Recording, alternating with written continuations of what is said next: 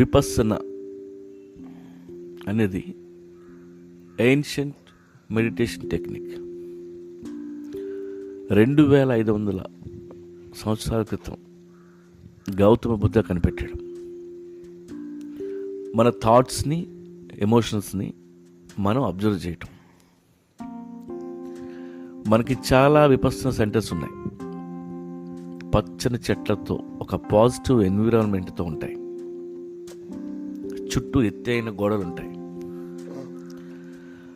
అంత ఎత్తు ఎందుకు కట్టారో మీకు తర్వాత చెప్తాను. Vipassana based on 2 things: concentration and self observation. Vipassana టైంలో మిమ్మల్ని ఒక చోట కూర్చోబెట్టి బ్రీతింగ్ మీద ఫోకస్ చేయమని అడుగుతారు. It's a 10-day course. మీ దగ్గర మొబైల్స్ కానీ, పుస్తకాలు కానీ, ఎనీ అదర్ డివైజెస్ ఉంటే అట్లా లాక్కుంటారు. ఆ క్షణం నుండి మీరు ఎవరితో మాట్లాడడానికి వీలుండదు. అక్కడ ఎంతమంది ఉన్నా వాళ్ళతో కమ్యూనికేట్ చేయాలంటే సైగలే గతి. This is the oldest practice of Buddhist meditation. ఎవరి గది వాళ్ళకి ఇస్తారు. అందులో టీవీ ఉండదు. ఉదయం 4 గంటలకి లేపుతారు. 4:30 నుండి 6:30 వరకు మెడిటేషన్ చేస్తారు. బ్రేక్ఫాస్ట్ అవగానే మళ్ళీ లంచ్ వరకు మెడిటేషన్ చేస్తారు. ప్రతి 1 అవర్కి ఒక క్లాస్ ఉంటుంది. క్లాస్ రూమ్లో స్పీకర్స్ ఉంటాయి. అందులో నుండి వచ్చే ఇన్స్ట్రక్షన్స్ ఫాలో అవుతూ వాళ్ళు చెప్పింది చేయాలి. చక్కటి వెజిటేరియన్ భోజనం పెట్టి రాత్రి 9:30 కల్లా మిమ్మల్ని రూమ్లో పెట్టి లైట్స్ ఆర్పేస్తారు. 10-hour meditation per day. మొదటి 2 రోజుల్లో మీకు మెంటల్ వస్తుంది. చొక్కా చింపుకుంటారు, పారిపోవాలని చూస్తారు. గేట్స్ లాక్ చేసి ఉంటాయి. గోడ దూకైనా పారిపోదామని చూస్తారు, కుదరదు. అందుకే వాటిని అంతెత్తు కట్టారు. కొంతమంది తలుపులు తీయమని అరుస్తారు, అయినా వాళ్ళు వినరు. సైలెన్స్ అని ఒక చీటీ మీద రాసి మీకు చూపిస్తారు. మీకు జైల్లో పెట్టినట్టు ఉంటుంది.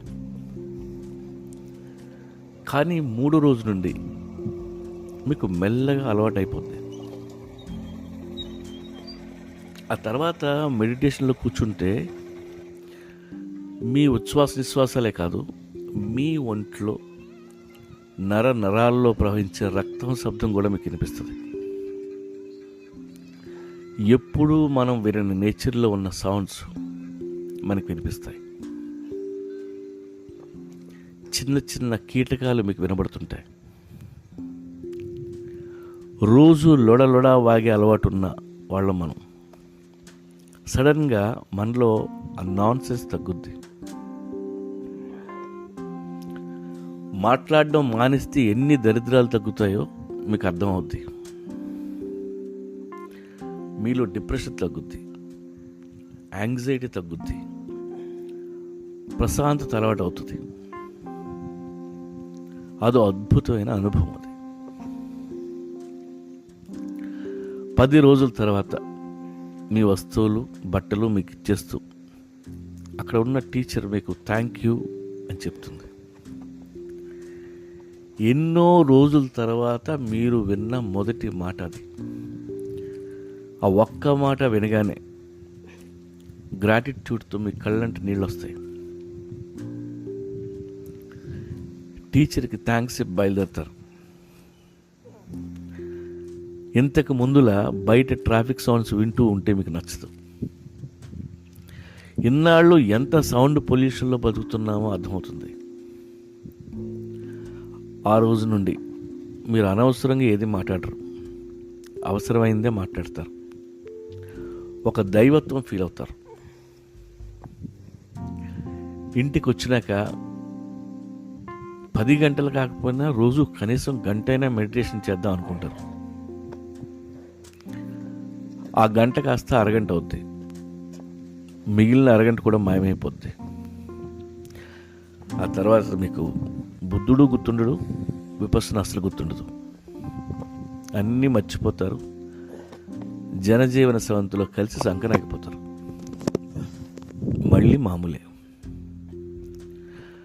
మనలాంటి ఈ మామూలు మనుషుల కోసమే విపස්සన పెట్టింది.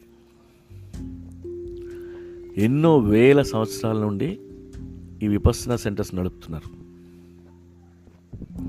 వాళ్ళు ఫీజు ఛార్జ్ చేయరు. 10 రోజుల కోర్సు పూర్తయినాక మీకు ఎంత తోస్తే అంత ఇవ్వచ్చు. మీరు ఇవ్వకపోయినా ఇవ్వలేకపోయినా వాళ్ళు ఏమీ అనుకోరు. 10 రోజుల కోర్స్ చేయడమే మీకు అంత కష్టంగా ఉంటే, జీవితాంతం అక్కడే ఉంటూ పనిచేస్తున్న టీచర్స్కి, స్టాఫ్కి మనం చేతులెత్తి మొక్కాలి. అక్కడ ఎంతోమంది జీతం లేకుండా వాలంటరీగా పనిచేస్తుంటారు. Those are the real science. Vipassana అనేది రిలీజియస్ సెంటర్ కాదు. They don't teach anything. మీతో మిమ్మల్ని కూర్చోబెడతారు. ఇట్స్ అన్ ఎక్సర్సైజ్, అంతే.